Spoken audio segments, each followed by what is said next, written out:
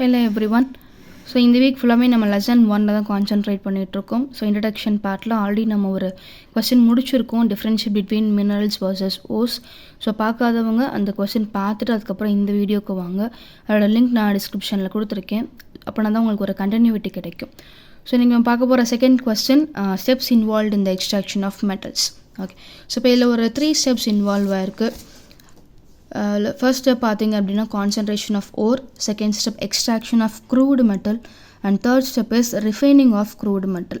So already நம்ம பப்ளிக்கில் ஒரே ஒரு வாட்டி தான் இந்த கொஸ்டின் கேட்டிருக்காங்க, தட் இஸ் June 24.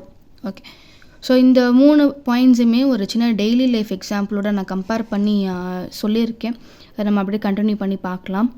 நம்மளோட நெல் அறுவடை இதுக்கு ஒரு எக்ஸாம்பிளாக நான் எடுத்துக்கிறேன். ஸோ எப்படி நம்மளோட நெல் அறுவடை பண்ணும்போது தேவையில்லாத சில தாவரங்கள், அதாவது களைகளையும் என்ன பண்ணும் எனக்கு சேர்ந்து வளரும். ஸோ அந்த களைகள்லாம் ரிமூவ் பண்ணிட்டு நமக்கு தேவையான நெல்லை மட்டும் சேகரித்து வைப்பாங்க இல்லையா. ஸோ இதுதான் கான்சன்ட்ரேஷன் ஆஃப் ஓர். ஒரு அண்டர் கிரவுண்டில் வந்து நம்ம மெட்டலை எக்ஸ்ட்ராக்ட் பண்ணி எடுக்கும்போது அதில் ஒரு சில விதமான தேவையில்லாத விஷயங்கள், சில இம்ப்யூரிட்டிஸ் இருக்கலாம். இப்போ இம்ப்யூரிட்டிஸ் அப்படின்னா என்னென்ன? So first point, rocky materials. அது சில தூசி, மண், கல் அதெல்லாம் சேர்ந்து வரலாம். ஸோ இதெல்லாம் ராக்கி மெட்டீரியல்ஸ். ரெண்டாவது சிலிஷியஸ் மேட்டர்.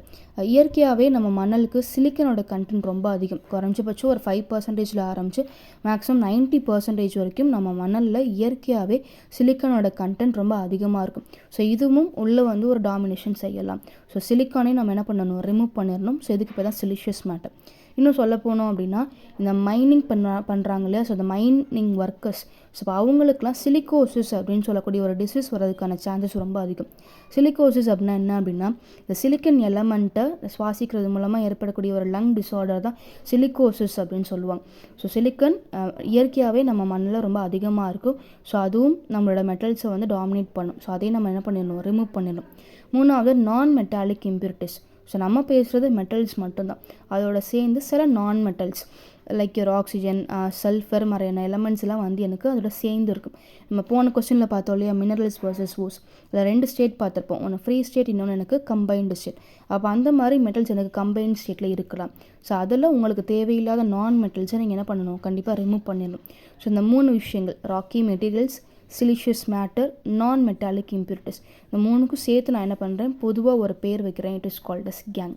ஸோ கேங் மட்டுமே எனக்கு ஒரு இண்டிவிஜுவல் 2 மார்க் கொஸ்டின் இங்கே. ஓகே, ஸோ இதுக்கு பேர் தான் கான்சன்ட்ரேஷன் ஆஃப் ஓர். ஸோ நெல்லை அறுவடை பண்ணதுக்கப்புறம் என்ன பண்ணுவாங்கன்னா, இந்த மாதிரி நல்லா கொதிக்க வச்சு காய வைப்பாங்க.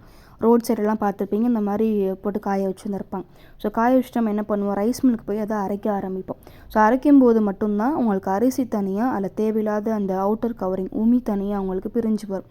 ஸோ நீங்கள் ஒரு கண்டிஷன் அப்ளை பண்ணால் மட்டும்தான் அரிசி தனியாக உமி தனியாக அவங்களுக்கு பிரிஞ்சு வரும்.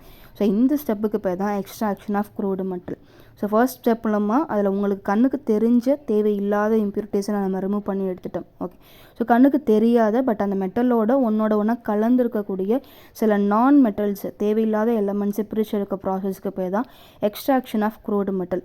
இதுக்கு நீங்கள் ஒரு கண்டிஷன் கொடுத்தாகணும். ஒன்று நீங்கள் அதை ஹீட் பண்ணணும், இல்லாட்டி சில கெமிக்கல்ஸ் ஆட் பண்ணுற மாதிரி இருக்கும். ஸோ இந்த ப்ராசஸ்க்கு பேர் தான் extraction of crude metal. Then third step பார்த்திங்க அப்படின்னா refining of crude metal, right. So என்ன தான் நம்ம கையில் நம்ம அரிசி வாங்கிட்டாலுமே அந்த அரிசி நம்ம எடுத்தோன்னே என்ன பண்ண மாட்டோம், சமைக்க மாட்டோம். ஸோ சமைக்கிறதுக்கு முன்னாடி கண்டிப்பாக அதை நம்ம நல்லா தண்ணி ஊற்றி வாஷ் பண்ணுவோம். ஸோ வாஷ் பண்ணால் மட்டும்தான் நமக்கு கண்ணுக்கு தெரியாமல் இருக்கக்கூடிய சில அழுக்குகள், டஸ்ட் எல்லாமே நம்மளால் ரிமூவ் பண்ண முடியும். ஸோ இந்த ஸ்டெப்புக்கு பேர் தான் refining of crude metal. So refining அப்படின்னா பியூரிஃபிகேஷன். ஸோ ஒரு மெட்டலில் கம்ப்ளீட்டாக அதோட மேக்ஸிமம் அந்த பியூரிட்டி லெவலில் அச்சீவ் பண்ணக்கூடிய ஸ்டெப்புக்கு பேர் தான் ரிஃபைனிங் ஆஃப் க்ரூடு மெட்டல். இந்த கொஸ்டின் புரிஞ்சிருக்கும்னு நினைக்கிறேன். ரொம்ப சிம்பிள் கொஸ்டின், 3 பாயிண்ட்ஸ் தான், கண்டிப்பாக படிச்சுக்கோங்க. தேங்க்யூ.